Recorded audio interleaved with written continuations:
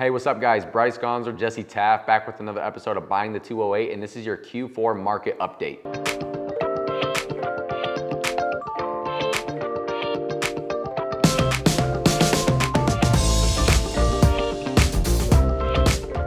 So Jesse, what's been going on that you're seeing on the real estate side with housing prices? Talk to us about that. Yeah, great question.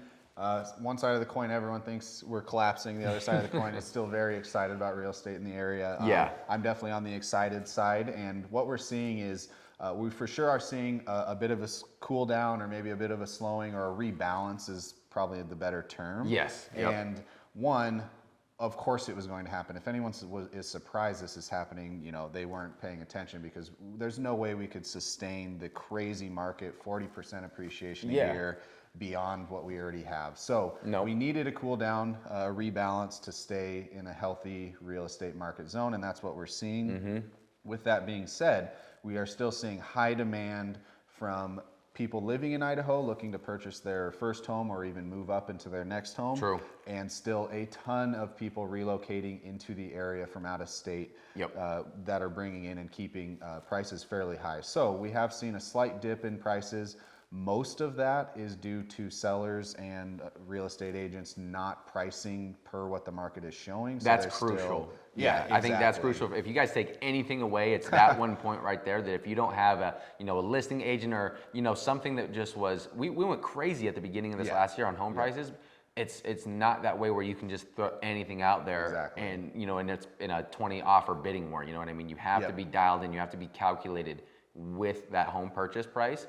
And you need a good agent that's going to understand, the comps, the market, adjust accordingly. Because the last thing you guys want is 4 weeks on the market with no offers. Yep, exactly. And just to wrap up, the housing portion, we have a very specific case the last couple of weeks where 2 homes, one of our listings, another agent's and seller's listing in the same neighborhood, ours sold or went pending in 3 days.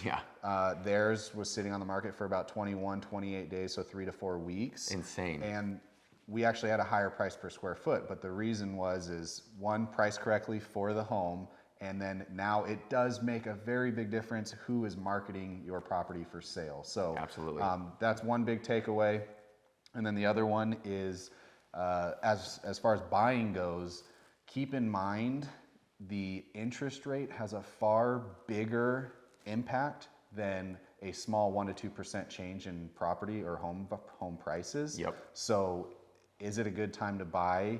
That is still a yes, and the reason is because interest rates are still an incredible zone right now. Exactly. So guys, even if you're putting only 5% down, 3% down, it's still low 3%, even with private mortgage insurance, or even if you opt to take like a lender paid mortgage insurance, meaning you don't have that obligation each month, and it's still 3.3, 3.2, all-time lows for interest rates, guys. So right now, what we're seeing is it's going to be a big November for the Fed, and what they're going to do is come out and potentially, we don't know, I truthfully don't know if they're actually going to come out and give a direct date or timeline for their asset purchases. And what you guys need to understand is that the Fed spends about $180 billion per month buying bonds and treasury bills to artificially keep rates low. That's how interest rates have remained so low, and throughout the pandemic, we needed instant market liquidity. And so that's what happened.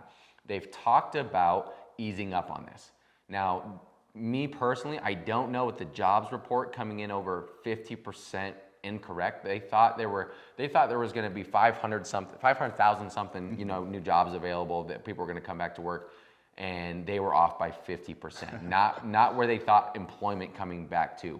Right now, unemployment is at the all-time high that it was in 2008. Wow. I don't personally see how we reverse and lay off the gas pedal when we have so many people unemployed, so many, like restaurants continuing to still close because they simply, not because of COVID, they don't have the workers to come back. I don't know how we lay off those purchases. So in my eyes right now, we took a little blip in the last couple of weeks, so interest rates have climbed back up slightly. Again, with good money down, 20%, you're still sub 3% range. You're anything, less than that 20% down, you're low 3% range. And I think, again, November is going to be, obviously one of two things is going to happen. They're going to say, yes, we're going to lay off our asset purchases, or we're going to ease up throughout 2022, in which case you will see rates overnight start to creep up, just because people in the bond market, money will come out. Or they're like, we're going to kick the can down the road again, which is What I personally think will happen, they're going to say, no, we're not in a position, and rates will continue to stay low, but we will see. Exactly. So for now, rates are still very low. They have gone up a little bit. Maybe they'll come back down. Who knows?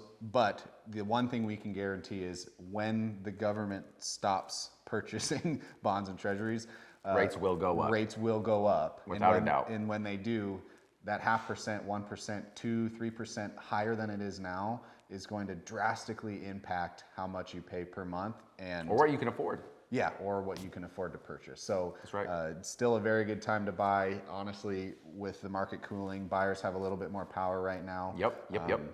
So Good stuff. Yeah, exactly. So you definitely reach out if any of you are considering purchasing, selling, anything real estate related. We're here to help.